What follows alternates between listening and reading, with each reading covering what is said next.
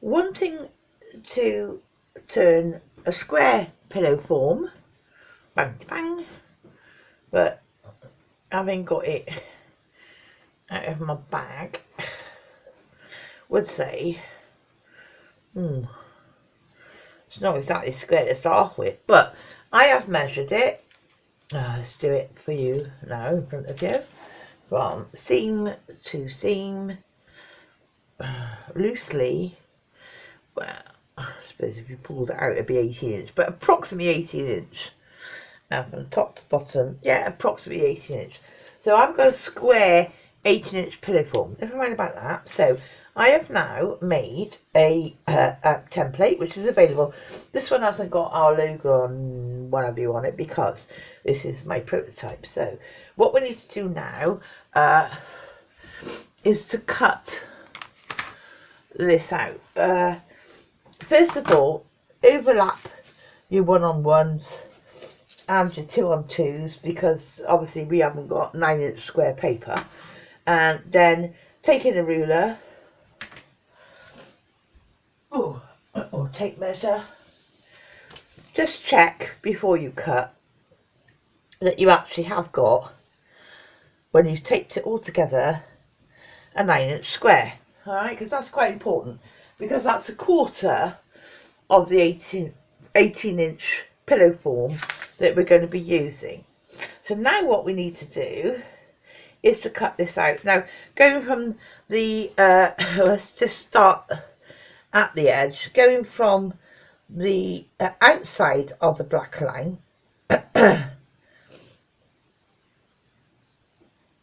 well, literally you could use a pair of scissors. These days I'm far happier using a ruler, especially on straight lines, than I am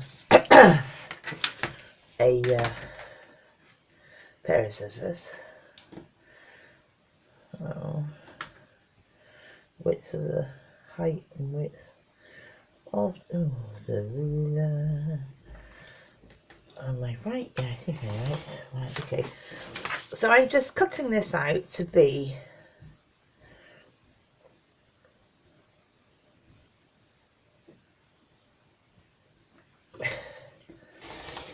the 9-inch square. Alright, now you may want to use, cutting on the outside of this black line, you may want to use a pair of scissors.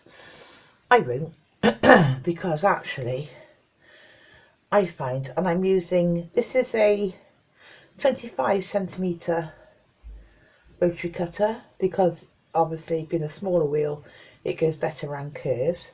So using a smaller cutter or a pair of scissors, and to be honest, it doesn't have to be that precise. If you look as I just showed you, my 18-inch pillow form was not very precise at all, was it? So you just make it the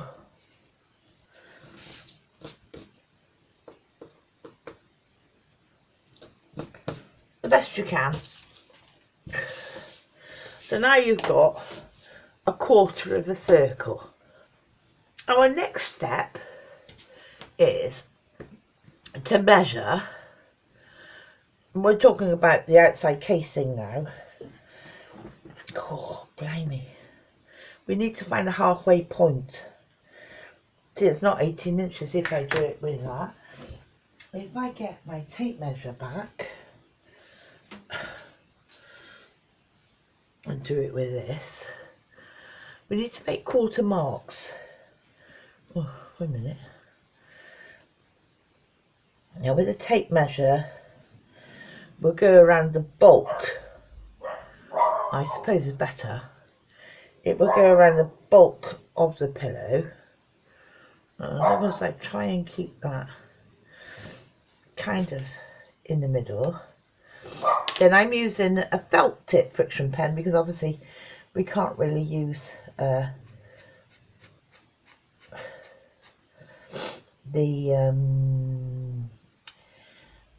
biro type. Right? I'm just making a mark 9 inches down. yeah, and I'm going to do that on all 4 sides. Oh, see, and take into if it's, as this one is, it's terrible. If it's not the right, well, then I'm going to try and centre my 18 inches, even though it's not right, so I can say, right, well, that's the middle. Yeah, I've done 2. That's not 18 inches either. So I'm just doing the best I can to find more or less the centre on all 4 sides. And as I say, you'd be very hard pressed to find a bought pillow form that is exactly 18 inches. So having done that, this is where I need the ruler, because sod everything else now. I've tried my best, haven't I? So now I want to make a cross in the middle. So going from this side, meeting up, hang on a minute, going from my mark on one side and meeting up with my mark on the other side, what I want to be able to do, squishing everything down for a moment, is just make a mark on a material that says, well, that's the centre. And then again, with this green mark I've made on that side, meeting up with that green mark, squishing everything down, and say, well, as far as I'm concerned, that's the middle. Okay, so if I extend that line now, then more or less, at the end of the day, this is a form. It's all going to get squished up inside the pillow anyway, but we got a starting point. So now this is where, okay, so now we've done the outer casing, and now what I want to do is shake things down, shake all the stuff in away from this corner. Okay, so then I can put my corner point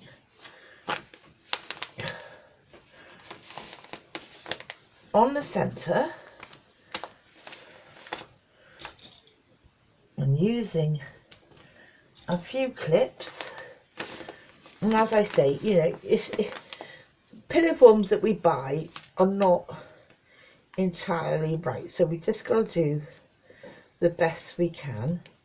And I don't think that anybody is going to go and take a tape measure to our pillows, but we're trying to do the best we can. So I've pinned this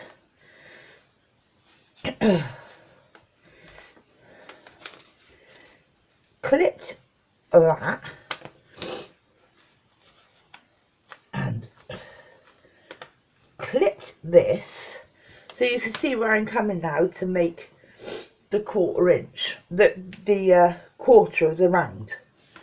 I've moved all the stuffing out of the way, so if I flatten it out, I can get quite a good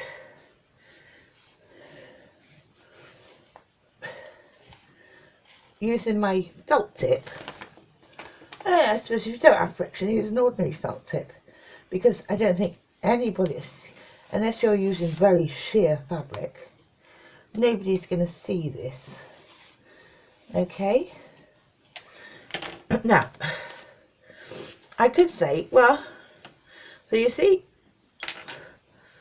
I've got my semicircle to cut out that corner, and eventually we will go to the machine and we will sew that and overlock it or overstitch it, and then cut a quarter of an inch seam allowance on it. But we're not going to do that yet, because this stuffing is volatile, so we need to add the space to move all the stuffing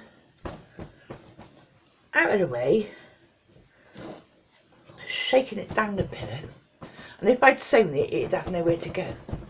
So move the pillow,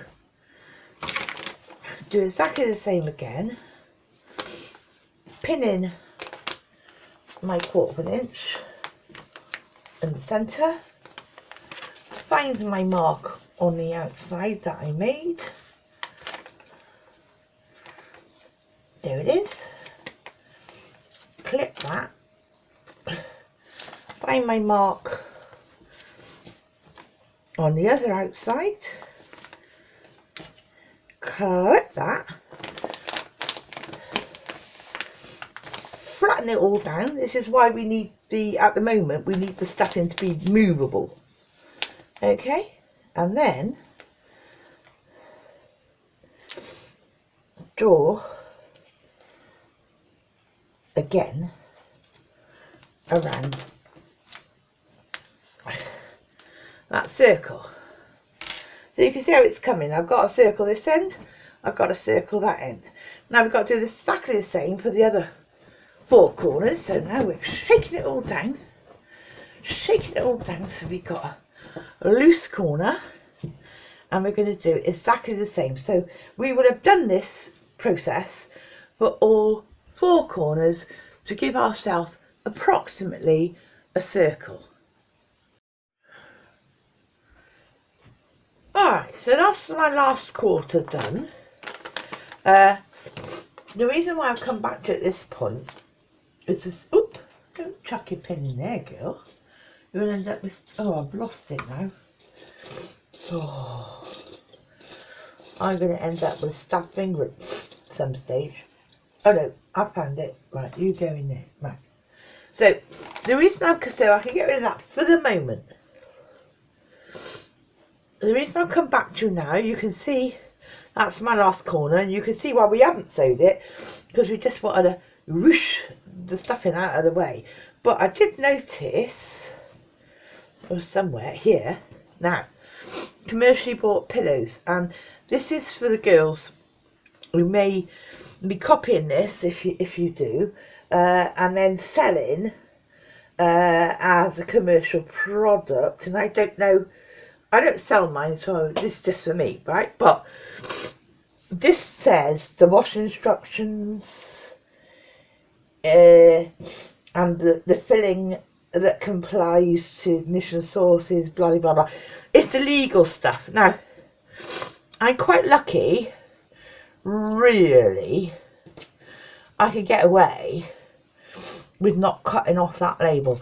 But if you've got a label like that, and you are going to be selling your finished product commercially, then you may want to unpick that label and put it somewhere further up where it's not going to get cut off. It depends on where they are on your pillow, I suppose, but I would just suggest that to you as a little afterthought, because we don't, any of us, want to get in trouble, do we?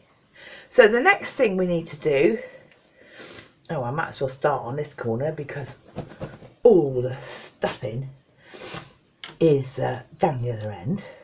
We're going to put this under the needle, and as you can see, we've got plenty of space. Any stuffing that's in the way, get rid of it. Get rid of it. Try and keep your fabric, you know, straight.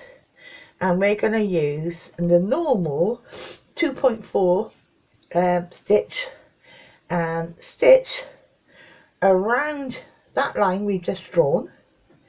Okay, and then we're going to cut it at a 1/4 inch. No, yes, then we're going to cut it a 1/4 inch, and then I will probably zigzag or overstitch the edges so it looks like this. Or, because I've got an overlocking machine, I could do all of this in one fell swoop, but I won't. But if you do have an overlocking machine, you can then overlock that 1/4 inch so it looks just like that. But one way or another, we're going to sew around there. When we've done that, cut it off and sorted the edges out because we don't want that to fray and we want to give a bit more strength to our seam. After that, the opposite corner, remember this is sewn now, so it's not available to the stuffing. Shake it down and do the same with that corner, but follow around in the same way, and I'll come back to you when I've got a more or less round pillow form. I need to where's the camera looking at me now? So obviously I got all the stuffing pushed away from what I want to sew. I've done a couple of things in my machine. I put in Autofill number 30 weight, and they're exactly the same in the bobbin, so the two marry up. I've closed it all down now from my embroidery, so everything's closed down. I put on the I don't know, your machines may vary, but I changed my plates to what I'm using, so now I've got a slotted plate on because I'm going to get into a width wide stitch. So and I've just put the normal foot on. Oh, and I've also changed my embroidery needle to a universal needle. Now I use, let me just find them, what they called, Schmetz. This is 130 by 705 height, number 90. So a 90, yeah. So a 90 inch, a number 90 needle, and I use Schmetz Universal. I buy them at 100 at a time, very nice. This is for normal constructive sewing, not embroidery. Anything else I've done? Yes, I'm at 2.40 stitch lengths, straight stitch, and I think that's about all I can do. Right, so now I'm putting it carefully underneath my needle, dropping down my foot, and I am quite careful. I want to try and keep the seam as straight as I can, you know, flatten out as straight as I can, so that this arc, it doesn't have to be perfect. Of course it doesn't have to be perfect, because it's the outside that needs to be perfect, not the inside. But basically, I'm just sewing back and forth so we don't lose anything as we go around. So I am literally keeping this fabric straight as I go. I'm just sewing around that arc that we just drew from the template, and backstitch a couple there. Okay, so now you can see we're starting to make the round of the pillow. Oh, 30 weight. Now let me just explain to you, in case you may not be absolutely au fait with this. The lower the number on the weight of cotton or thread or polyester, it doesn't matter what it's made up of, but the lower the count means the thicker it is, in as much as, I'm using this off the top of my head now, you could get 30 yards for an ounce, yeah? So the higher the number, like 60 weight, very fine cotton, you could get 60 yards for an ounce. I don't know if that's what they actually use, but so the premise is the lower the number, the thicker, because it's done by weight, the lower the number, the thicker the thread, yeah? So this is 30 weight, this is 30 weight. So I've got a nice thick thread, right? The next thing I want to do, and I can do it here at my, without cutting my stitches, I'm going to give a generous, quite a generous 1/4 inch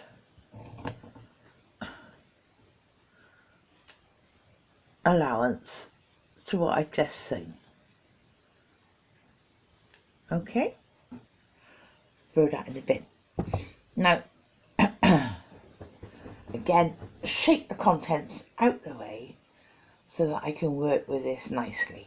Now, if we add an overlocker, same as everybody else has done previously, we could use an overlocker and overlock. Well, we could just do the whole thing with an overlocker, but yes, I do have one, but not all of us do. So I'm looking for a stitch on my machine that will act like an overlocker.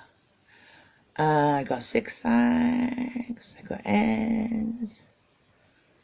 No, do that one. Yeah, that one I like. Okay, oh, it tells me to use a different foot.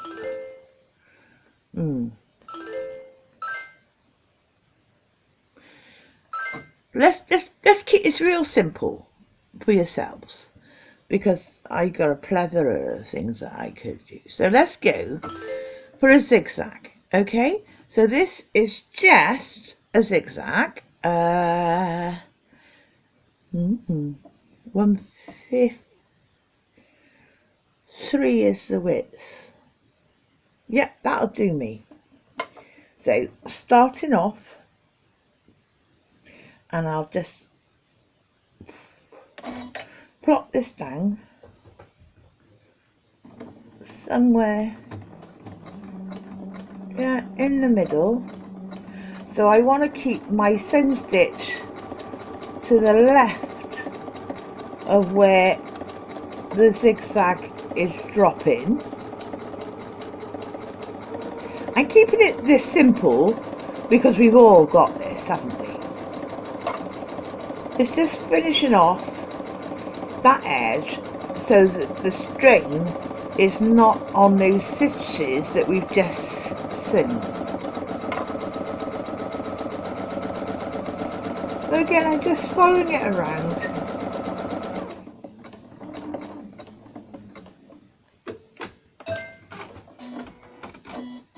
With a simple, quite minuscule actually, zigzag. But because the zigzag is there, if at some stage for some reason that seam did split, well, now it's got a secondary stitch to it. All right, so managed to get that caught under there. Next time I do it, I might do it a bit wider. So now, well, might as well go all the same way, haven't we? Shake my pillow down, my pillow stuffing down. Go back to my original stitch, trying to keep this edge straight and passing it under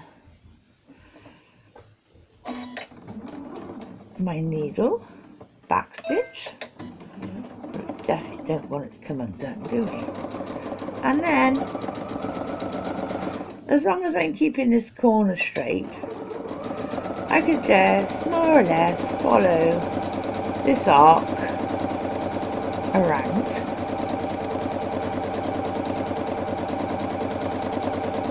As we go to the end and back stitch again. Then in the same way, cut that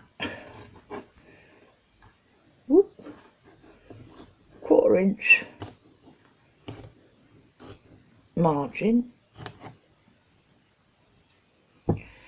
and again go back to our zigzag, and this time I think I'm going to make it a bit wider. I'm pushing it at 5 is 1/4 inch, so let's come back to 4.5. Let's see how this goes this time. All right, so I'm just gonna shake my wadding out the way again and plop that under the needle, foot down,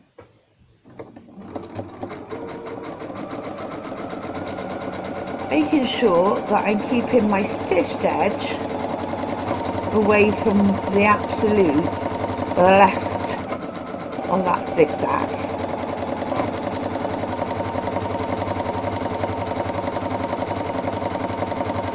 Or trying to. May not, doesn't matter.